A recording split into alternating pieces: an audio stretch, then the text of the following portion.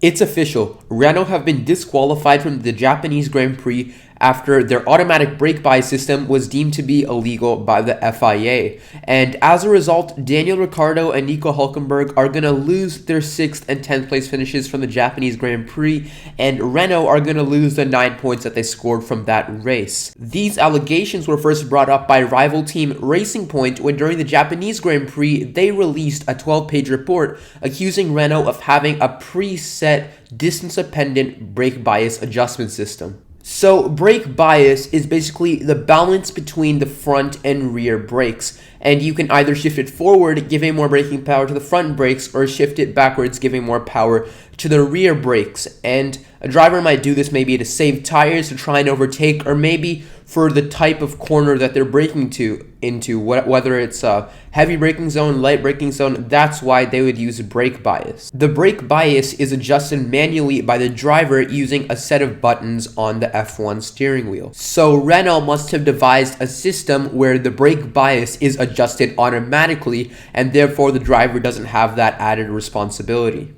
When the FIA conducted the investigation, what they found was that Renault's system didn't actually breach the technical regulations, but what it did breach was Article 27.1 of the sporting regulations, which state that the driver must drive the car alone and unaided. So from a technical point of view, there's actually nothing that's wrong with Renault's system, but it is considered to be a driver aid, and driver aids are not allowed in Formula 1 because, like it said in the sporting regulations, the driver must drive the car by themselves. Renault's disqualification from the race is going to have some serious implications on the championship, especially in the midfield.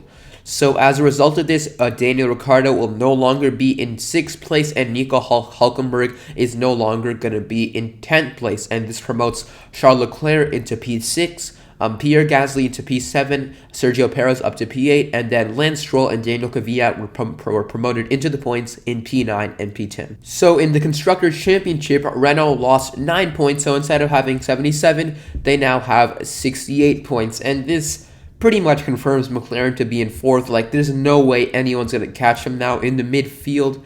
And Racing Point, the ones who protested, now instead of 54 points, they now have 58 points, moving closer to Renault. And now Toro Rosso is also within striking distance of Renault. If they could come on top, I mean, that would be quite something, wouldn't it? So far, we've explored why Renault got penalized and what it means for the championship, but there are still so many questions surrounding this whole thing. The first one, did Renault actually know that it was illegal? Now, I'm sure that they did actually know it was illegal. I'm pretty sure that they did, in my opinion at least, because this is not the first time actually that Renault have been caught cheating. Cast your mind to about 10 years back, and Renault were caught up in this massive Crashgate scandal. Be sure to check it out for yourself because it is quite interesting.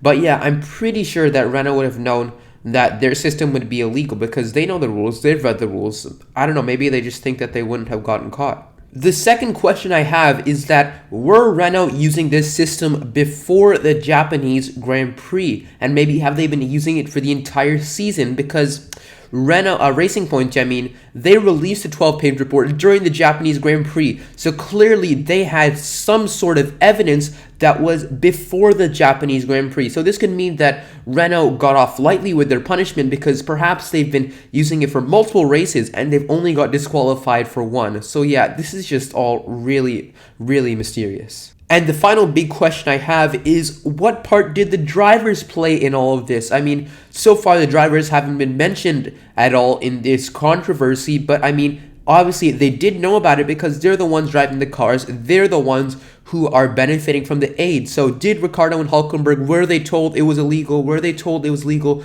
Did they know they were cheating? I mean, there are just so many questions that hopefully get answered in the next few days. But yeah, that's my video on this big news story that has dropped in the last few hours. So yeah, be sure to leave your thoughts on all of this in the comment section below. I'll be really excited to read all of your comments, and remember, please subscribe to my channel, Kids Love F1. It will really be appreciated. You can also follow me on Twitter, which will be in the description.